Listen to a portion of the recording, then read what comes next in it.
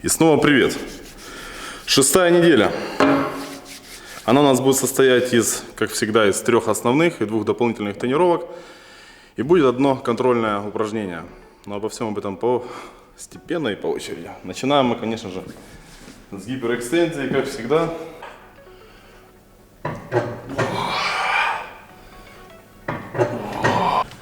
Многие пишут, что после наклонов сильно забивается спина. Если это уж такое происходит, то постарайтесь немного порастягиваться. Следующее упражнение – рывковый швунг плюс рывковые уходы плюс приседания. Я уже в интернете выбрасывал на пару недель назад рывковый комплекс. Там, где нужно сделать 150% от своего собственного веса. Поэтому можете забивать тарахти ганг и тарахти тор комплекс и принимать участие. Делаем.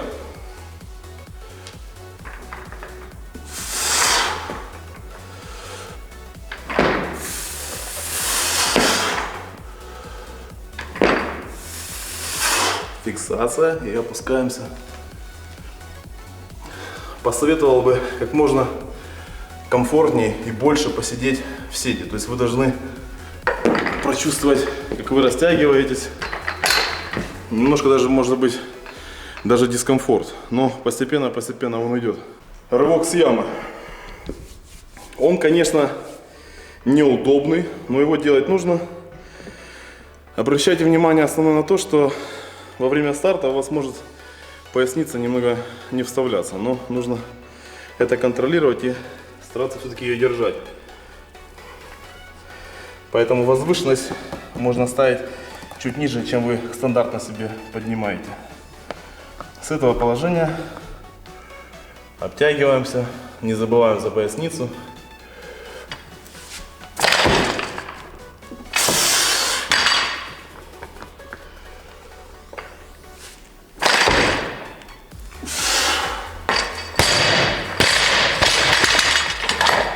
И постарайтесь в этом упражнении не спешить со старта. Постепенно разгоняйте до колен и после колен прыгаете вверх. Следующее упражнение – тяга рывковая. Делается в лямках. Так, в принципе, вес маленький, я буду делать без лямок. Вот. Она очень хорошо нам поможет доработать то, что мы не доделали в рывке с ямы. Укрепит поясницу. Встали, обтянулись. Тут уже в старте будет поудобнее.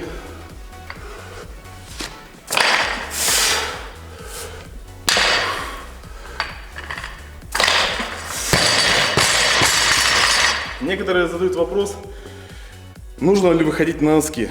На носки выходить можно в тяге, но если вы делаете, при одном условии, если вы делаете тягу с выходом на носки правильно. Но как показывает мне практика, что не все умеют правильно выходить на носки, поэтому лучше изначально учиться без выхода, а потом придет время, когда вы добавите выход. Следующее упражнение. Рывковый швунг. Желательно это упражнение разогнать до процентов 85-90 от лучшего толчка. Поэтому постепенно мы будем добавлять его и увеличивать вес.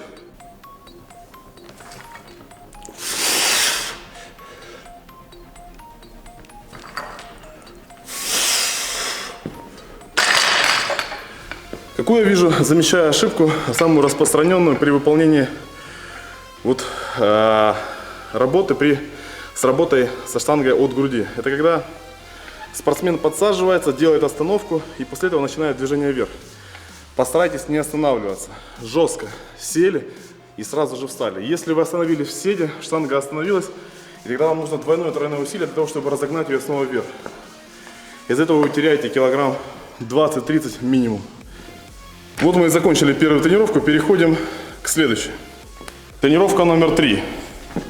Она у нас состоит из 4 упражнений, одно из которых контрольное, это толчок под номером 3. Первое упражнение с гиперэкстензией, я думаю, что каждый из вас уже запомнил, как она делается, поэтому не будем тратить на нее время. Рывок свиса. Очень часто задают вопрос, почему в плане очень много работы свиса. Я считаю, и в принципе, на себе проверил, что если взять 10 упражнений с помоста, 10 упражнений свиса, то качество выполнения свиса всегда будет выше. Потому что ты стоишь в правильных углах и правильно опускаешь штангу, и правильно с ней встаешь. Поэтому нарабатывать технику движения лучше всего с висом.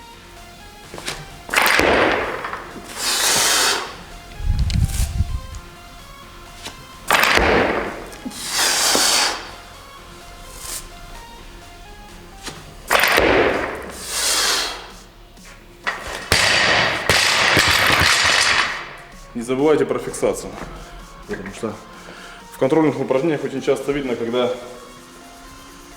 атлет, спортсмен вырывает штангу и после этого просто бросает ее. Фиксация должна быть. Следующее упражнение, как я и сказал, контрольное. Толчок классический, 90%. Если вы чувствуете, что вам тяжело, вы можете поставить меньше. Если вы чувствуете, что вас прет и вам хочется поставить больше, ставьте больше. Но все должно быть разумно и адекватно.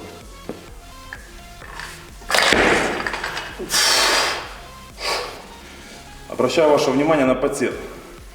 Я не останавливаюсь внизу.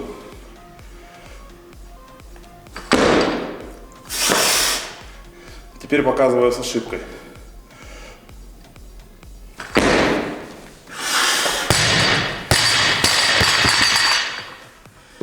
Я понимаю, что сейчас есть видео, где спортсмены высокого уровня поднимают с остановкой в седе. Пока вы учитесь, лучше это не использовать, потому что вы теряете динамику. Следующее упражнение – тяга толчковая. Там будут хорошие килограммы, потому что очень часто говорят, что там мало тяги, мало приседаний. Вот, пожалуйста, ребят. Делаем без выхода на носки.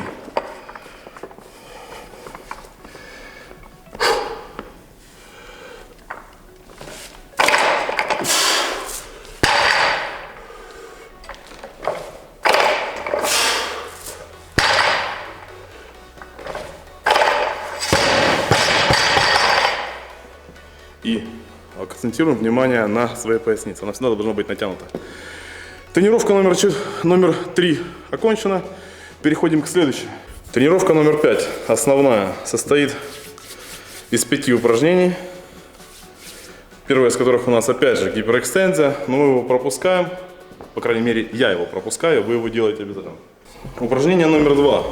Рывковая протяжка. Рывковая протяжка выполняется так же, как и рывок. Единственное отличие, что не делается подрыв и делается на прямые ноги. Встали, обтянулись.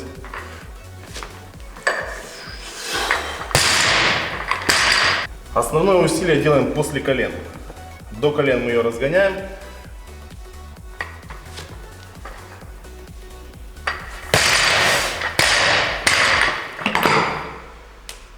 Ничего сложного нет, но очень хорошее упражнение для отработки взаимодействия рук и ног.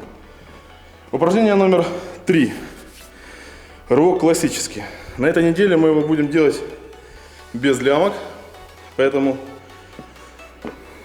мотайте пальцы, либо бинтом, либо пластырем.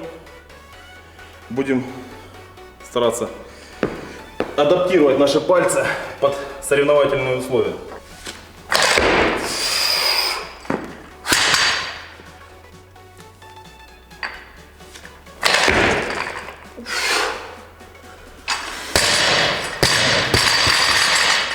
Напоминаю, что во время фиксации мы сводим лопатки вместе и поднимаем плечи вверх. Тем самым штанга у нас увереннее фиксируется за головой. Упражнение номер 4. Толчок со стоек. Опять же напомню, мы не делаем остановку в седе. Жесткий подсед и выталкивание вверх.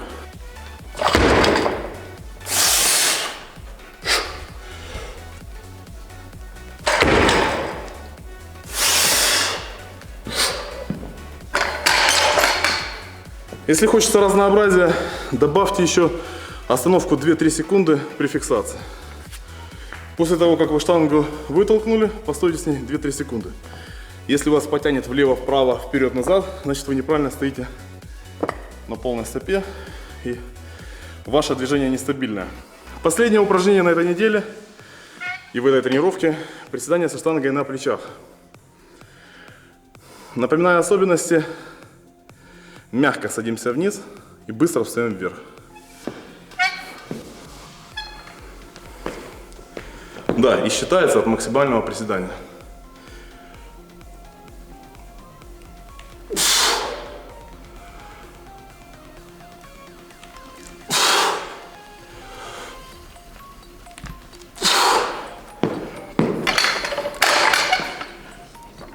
После этого вы можете сделать небольшие прыжочки, тем самым добить свои ноги на этой неделе. Но будьте осторожны, потому что следующая неделя будет нести еще несколько интересных соревновательных упражнений с большим весом. Напоминаю вам, что вы можете выкладывать свои контрольные упражнения в Instagram, подписывать хэштег #TarахтиGang, и я в 99 случаях буду заходить и комментировать ваша правильность или неправильность выполнения. Поэтому всем пока, тренируемся вместе, тренируемся правильно.